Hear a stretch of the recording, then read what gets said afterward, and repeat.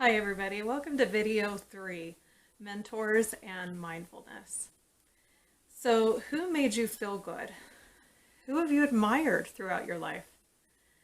Mr. Rogers comes up a lot in therapy, especially with his new movie, even though he's not here anymore, A Beautiful Day in the Neighborhood.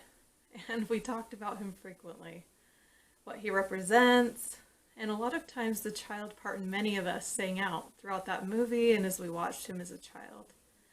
Another common person, or person that is commonly admired, if you will, is Bob Ross.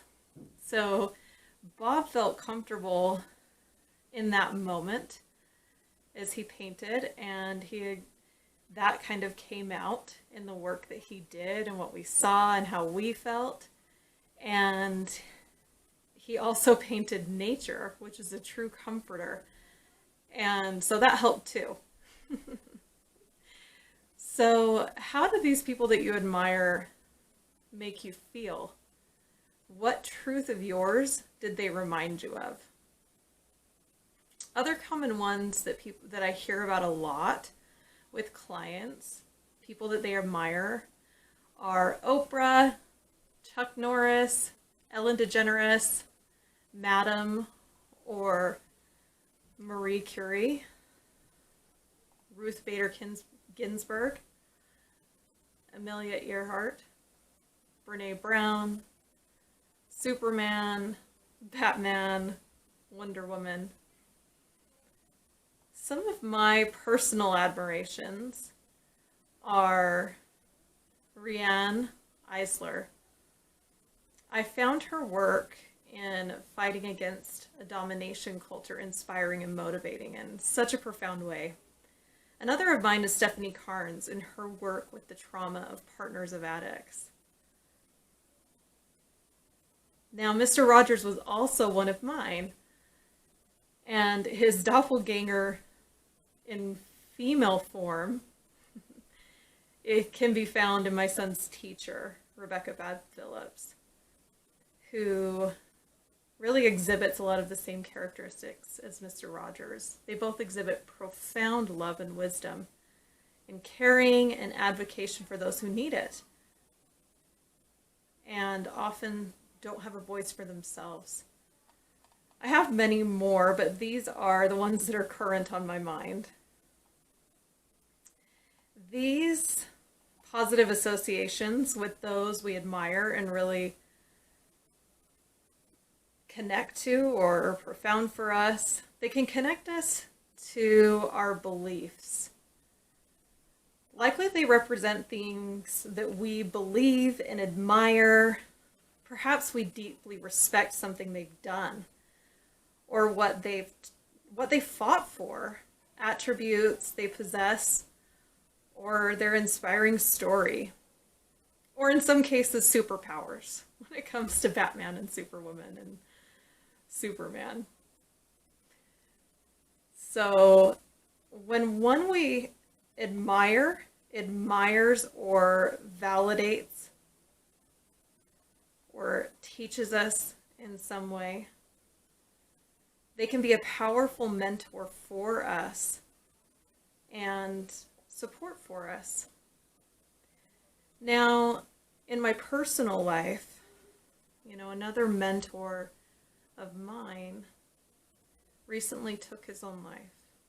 And I'd like to tell you about what he taught me and a bit of what truly impacted me and what I'll forever hold in my heart. He taught me I was worth caring about, and he taught me to take something serious and to never grow up in other ways. When I needed him, he was there. Not only to deliver me when I entered this world, but as a teen experiencing complex trauma, he took me under his wing, making me monthly appointments at his practice that I was never charged for, to come in and gossip with him, really just for me to vent. And he held that space for me to fall apart, taking me to lunch and telling me that I was his favorite when he'd crash my large extended families get-togethers pretty consistently. And when I say crash, that is some really good imagery for what that looked like, because he had a very large and wildly inappropriate personality at times, and was one of those people whom everybody seemed to love or hate. And I loved him dearly. I still do.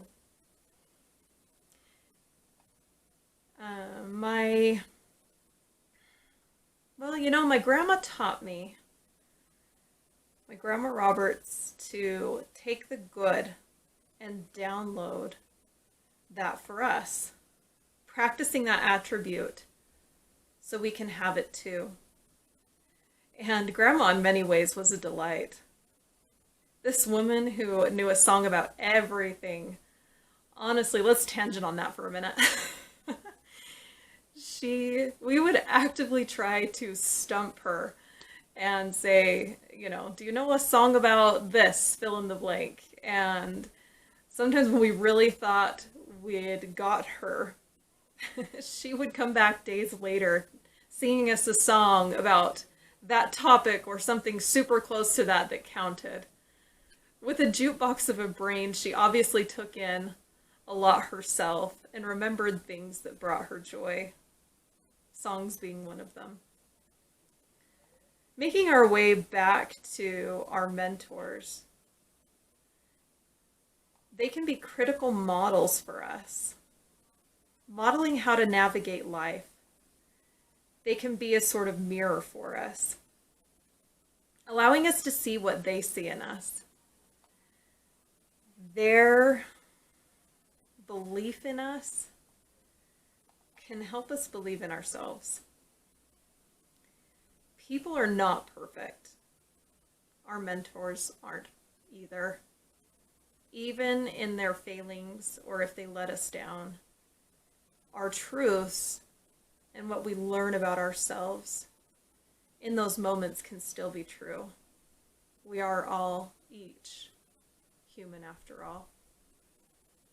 So as you explore who you admire and what you admire about them, recognizing what truths of yours they present, what draws you to them.